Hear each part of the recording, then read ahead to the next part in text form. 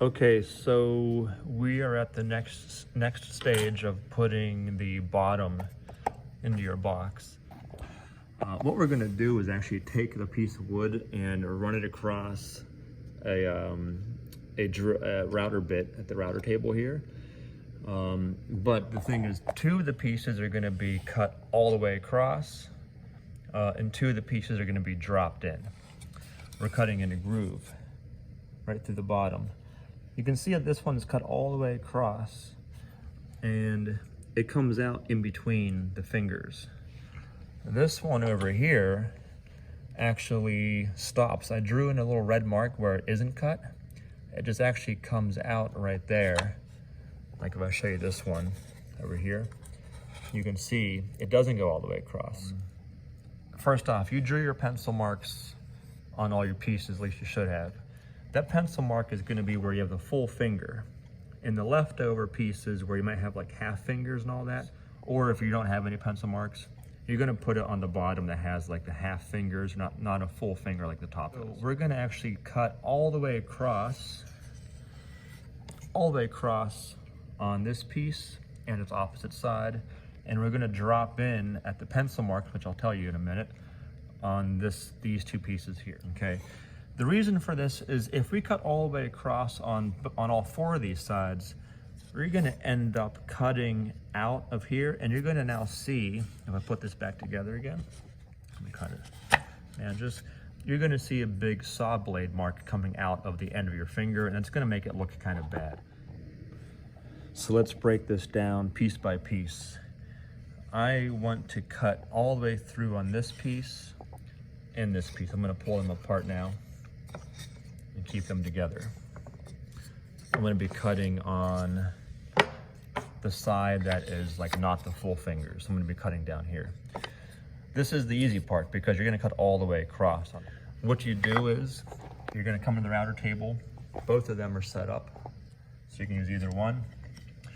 You're going to position this piece of wood. It's gonna be custom for each person. Not every person, like you can't just come up one after the other and do it. You gotta adjust to this fence.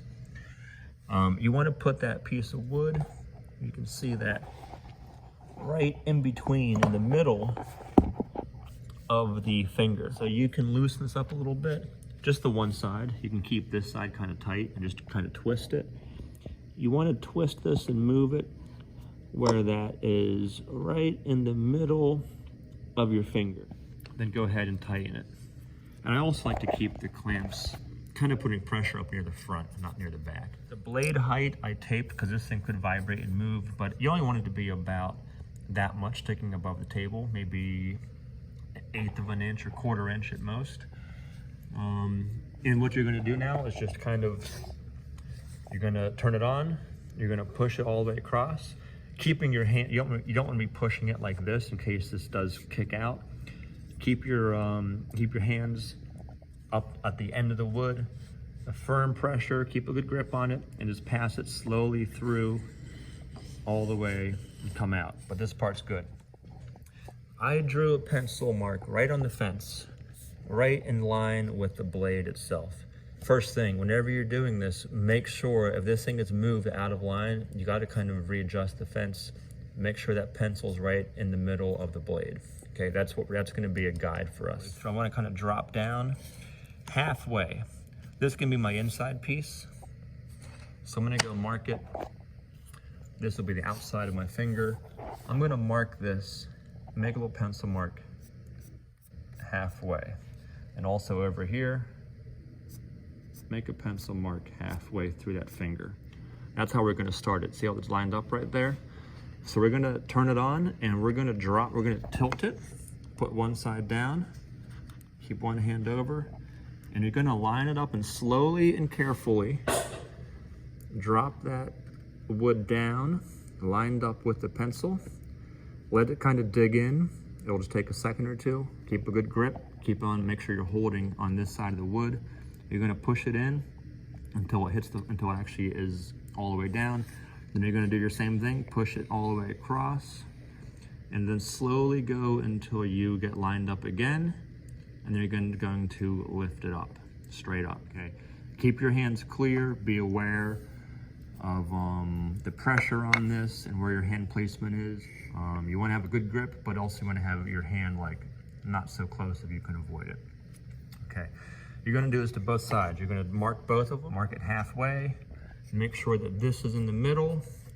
You're going to tilt it, drop it down, push it across, tilt it back up. You're doing basically this motion and out. You don't want to back anything up. You don't want to go both ways. You want to always just go to the left as usual and up and out. Okay, so let me go ahead and mark these and then I'll cut these two.